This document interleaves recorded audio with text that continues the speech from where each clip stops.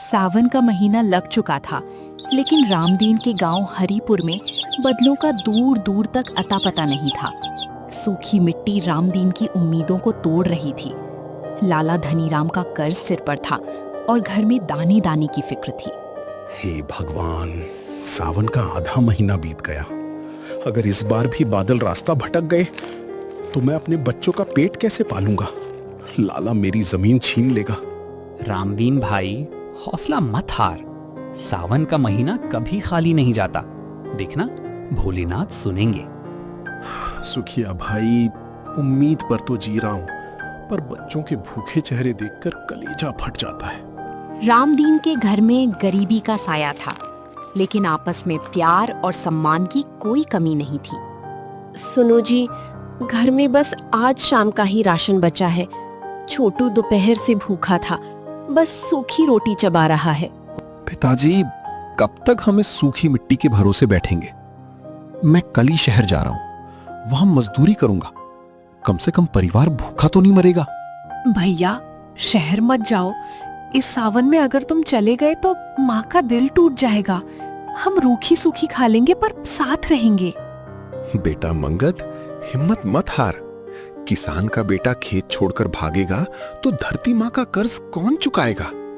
सावन आएगा बेटा, सावन जरूर आएगा।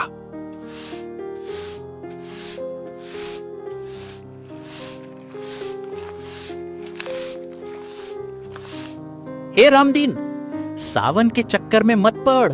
आसमान सूखा है और तेरी किस्मत भी। मेरा पुराना कर्ज ब्याज समेत चुका, नहीं तो ये सावन बीतने से पहले तेरा खेत मेरा होगा।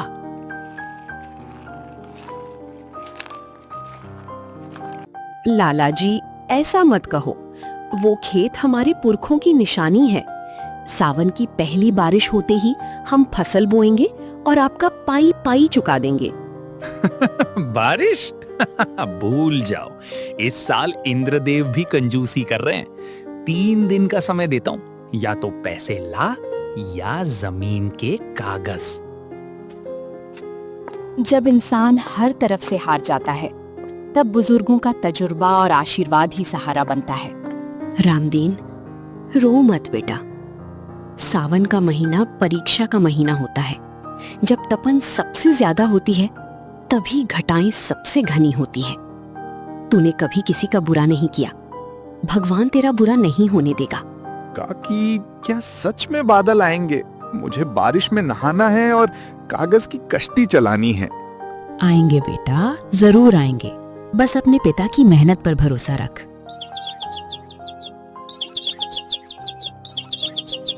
तीसरे दिन की सुबह, जब लाला धनीराम के आने का समय करीब था, कुदरत ने अपनी करवट बदली। सावन का असली रूप सामने आया। पिताजी, पिताजी देखिए, आसमान काला हो गया, हवा ठंडी हो गई। हे मेरे भोलेनाथ, तूने सुन ली, सावन आ गया। मेरी धरती माँ की प्यास बुझ गई।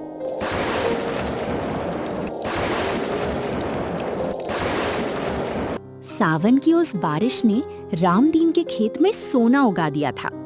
बम्पर पैदावार हुई थी। लाला धनीराम फिर से आता है। इस बार उसके हाथ में जमीन के कागज हैं। उसके चेहरे पर लालच साफ दिख रहा है। रामदीन, समय पूरा हुआ। ला मेरे पैसे, नहीं तो जमीन मेरी। रामदीन मुस्कुराता है और गर्व से आगे बढ़ता है। मंगत अनाज की बोरियों के पीछे से रुपयों की थैली लेकर आता है। लीजिए लाला जी, ये आपका पूरा कर्ज है, ब्याज समेत। सावन की हर एक बूंद ने मुझे मेरी मेहनत का फल दे दिया है। अब मेरी जमीन से अपना हक हटा लीजिए। ये कैसे हो सकता है? इतनी जल्दी इतनी अच्छी फसल? लाला जी, जो इंसान ईमानदारी से पसीना बहाता है, उसके खेत में सावन का पानी अमृत बन जाता है। अब जाइए यहां से।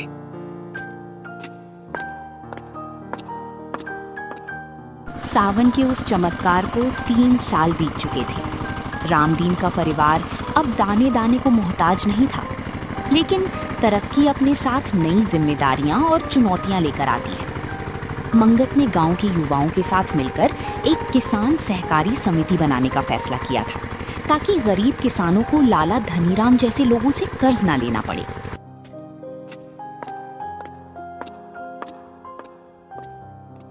पिताजी, इस सावन हमने खेतों में नई तकनीक और जैविक खाद का इस्तेमाल किया है।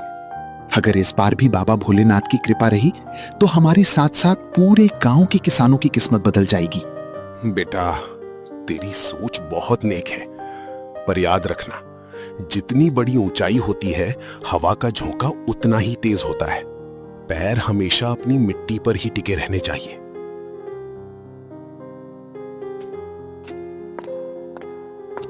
लाला धनीराम का सूदखोरी का धंधा मंदा पड़ रहा था। गांव के लोग अब उसके जाल में नहीं फंस रहे थे। बदले की आग में जलते हुए लाला ने गांव के मुख्य बांध के पानी को मोड़ने की साजिश रची, जिससे सावन की बारिश का पानी रामदीन और समिति के खेतों तक ना। उस रामदीन और उसके पढ़े लिखे बेटे को लगता है कि वो मेरी सल्तनत हिला देंगे। सावन की बारिश तो होगी, लेकिन उस पानी पर पहला हक मेरा होगा। बांध के मुहाने पर पत्थर डाल दो, सारा पानी मेरे खेतों की तरफ मुड़ना चाहिए। रात का समय, आसमान में भयानक बिजली कड़क रही है। सावन की सामान्य बारिश अब मूसलाधार तूफान में बदल चुकी है। खिड़कियां जोर जोर से हिल रही हैं। सुखिया हांफते हुए रामदीन के घर में घुसता है। रामदीन भाई, अनर्थ हो गया। लाला ने अपने फायदे के लिए बांध का रास्ता रोक दिया था, लेकिन बारिश इतनी ज्यादा हो गई है कि बांध का एक हिस्सा टूटने वाला है। अगर वो टूटा तो पूरा गांव बह जाएगा। पूरा परिवार चौंक जाता है। सजनी घबराकर भगवान की मूर्ति के सामने हाथ जोड़ लेती है। छोटू डरकर बिंदिया के पीछे छिप जाता है। पिताजी, हमें अभी बांध पर जाना होगा। अगर गांव को बचाना है तो उस रुकावट को हटाना ही होगा। रामदीन का कमर दर्द होने के बावजूद सीधे खड़े होते हुए, मैं भी चलूंगा बेटा। ये सिर्फ हमारी फसल की बात नहीं, हमारे पूरे हरिपुर गांव की जान का सवाल है। भारी बारिश और तेज हवाओं के बीच रामदीन, मंगत और सुखिया बांध पर पहुंचते हैं। वहां लाला धनीराम पहले से मौजूद है, लेकिन वो एक बड़ी पत्थर के नीचे फंसा हुआ है और पानी का स्तर उसके गले तक पहुंच रहा है। उसके गुर्गे उसे छोड़कर भाग चुके हैं। बचाओ, कोई मुझे बचाओ, मैं मरना नहीं चाहता। मंगत लाला को देखकर रुक जाता है। उसके मन में पुराना गुस्सा जागता है, लेकिन रामदीन बिना सोचे पानी में कूद पड़ता है। पिताजी नहीं, इस आदमी ने हमेशा हमारा बुरा चाहा है। मंगत, सावन का पानी किसी में भेद नहीं करता, वो सबको जीवन देता है। हम किसान हैं बेटा, किसी की जान लेना या देखना हमारा धर्म नहीं है, मदद करना हमारा धर्म है। इसके बाद वे अपनी कुदालों से बांध का रुका हुआ मुहाना भी खोल देते हैं, जिससे पानी सही रास्ते से नदी में बह जाता है और गांव तबाही से बच जाता है। अगली सुबह धूप खिली हुई है, गांव सुरक्षित है। लाला धनीराम, काकी मंगला और पूरे गांव के लोग रामदीन के आंगन में जमा हैं। लाला की आंखों में इस बार लालच नहीं, बल्कि शर्मिंदगी और कृतज्ञता के आंसू हैं। सावन की उस रात ने न सिर्फ गांव को एक बड़ी आपदा से बचाया, बल्कि एक इंसान के भीतर जमी नफरत और लालच की बर्फ को भी पिघला दिया। रामदीन भाई, मुझे माफ कर दो। मैंने हमेशा तुम्हारी तमाही चाही और तुमने अपनी जान दांव पर लगाकर मेरी और पूरे गांव की रक्षा की। मैं इस धरती और तुम्हारी इंसानियत के सामने हार गया। देखा लाला, सावन की बौछारें सिर्फ सूखी मिट्टी को ही हरा भरा नहीं करती, वो सूखे और बंजर दिलों में भी दया की दूब उगा देती हैं। रामदीन ने आज साबित कर दिया कि किसान का दिल उसकी धरती जितना ही बड़ा होता है। बुराई का जवाब बुराई से देना आसान है, लेकिन भलाई से बुराई को जीत लेना ही सच्ची इंसानियत है। जब नीयत साफ हो तो कुदरत भी आपकी ढाल बन जाती है। हल्की धूप खेतों पर पड़ रही है। रामू गरीब किसान अपने पुराने कपड़ों में हल चला रहा है। उसका बेटा छोटू पानी लेकर आता है। बाबा, आप रोज इतनी मेहनत करते हो, थकते नहीं? बेटा, मेहनत से कभी डरना नहीं चाहिए। मेहनत करने वाला कभी गरीब नहीं रहता, उसका दिल अमीर होता है। उसी समय अमीर जमींदार सेठ विक्रम अपनी बड़ी गाड़ी से खेत के पास से गुजरता है। रामू, इस साल की फसल का किराया मत भूलना, वरना खेत खाली कर देना। सेठ जी, फसल अच्छी हुई तो आपका पैसा पहले दूंगा। सेठ हंसते हुए चला जाता है। झोपड़ी में खाना बहुत साधारण है, रोटी और नमक। बाबा, सेठ जी के घर में तो रोज अच्छे अच्छे पकवान बनते होंगे। हाँ बेटा, पर सच्ची खुशी महंगे खाने में नहीं, अपनों के साथ बैठकर खाने में होती है। तभी दरवाजे पर दस्तक होती है। गांव का बूढ़ा आदमी घायल हालत में खड़ा है।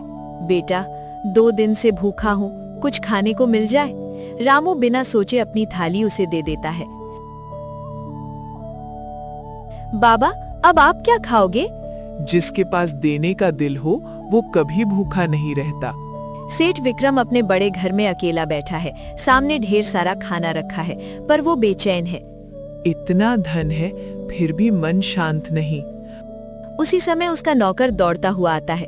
मालिक, आपका छोटा बेटा बहुत बीमार है। डॉक्टर ने कहा है कि उसे तुरंत दुर्लभ जड़ी बूटी चाहिए। सेठ घबरा जाता है।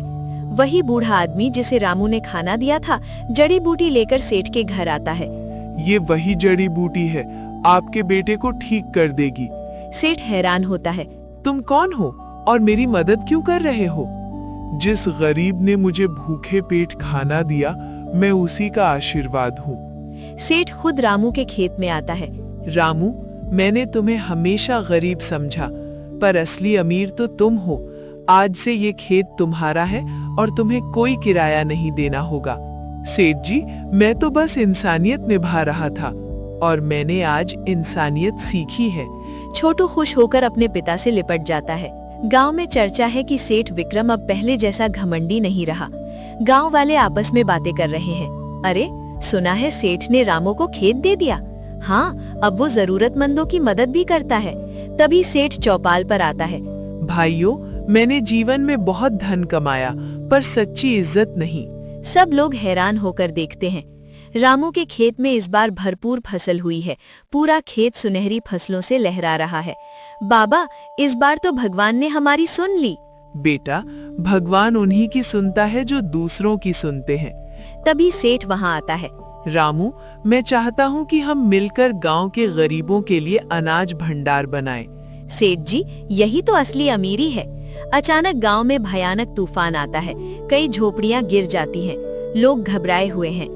अब हम कहाँ जाएं? रामू और सेठ मिलकर लोगों को अपने अपने घरों में जगह देते हैं। आज मेरा घर नहीं, हमारा घर है। डरिए मत, जब तक हम साथ हैं, कोई अकेला नहीं है। गांव वाले भावुक हो जाते हैं। वही रहस्यमयी बूढ़ा फिर से गांव में आता है।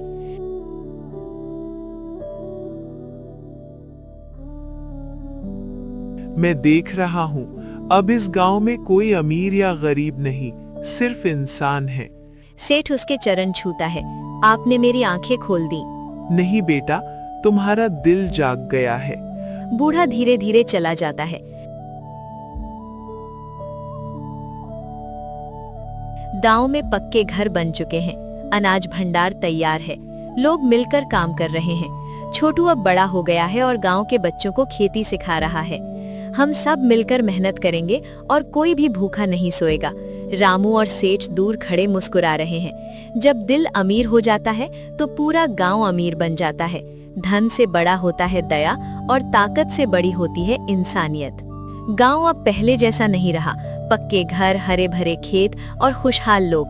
छोटू अब जवान हो चुका है, मेहनती, समझदार और ईमानदार। रामू बूढ़ा हो गया है। बेटा, अब ये जिम्मेदारी तुम्हारी है।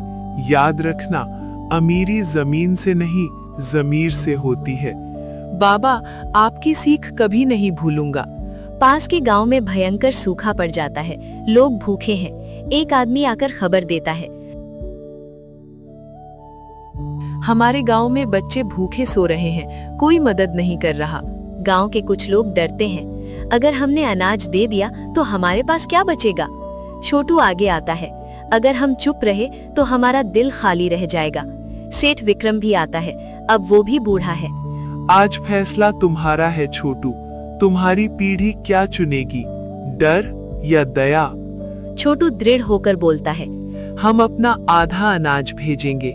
सब चौंक जाते हैं। गांव वाले मिलकर अनाज बांधते हैं। कुछ लोग अब भी चिंतित हैं, अगर बारिश नहीं हुई तो? रामू आसमान की ओर देखता है। जिसने हमेशा बांटा है वो कभी खाली नहीं रहता। उसी रात बादल घेर आते हैं, तेज बारिश शुरू हो जाती है। पूरा गांव खुश हो जाता है।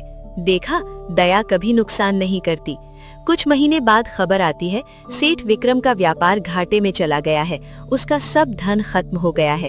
लोग फुसफुसाते हैं, अब देखो अमीर भी गरीब हो गया। सेठ अकेला बैठा है। तभी छोटू आता है। सेठ जी, आपने हमें इंसानियत सिखाई, आज हमारी बारी है। छोटू गांव वालों से मिलकर सेठ के लिए नया काम शुरू करता है, तेल निकालने की छोटी कोल्हू मिल। मैंने धन खोया है, पर आज समझ आया, मैंने परिवार पाया है। रामू बीमार है, पूरा गांव उसके पास खड़ा है। मैं गरीब था, फिर अमीर हुआ, पर असली खुशी तब मिली जब सबको साथ देखा। रामू की आंखें बंद हो जाती हैं। पूरा गांव रोता है। छोटू हाथ जोड़कर कहता है, आज से इस गांव में कोई गरीब नहीं कहलाएगा। हम सब एक दूसरे की दौलत हैं।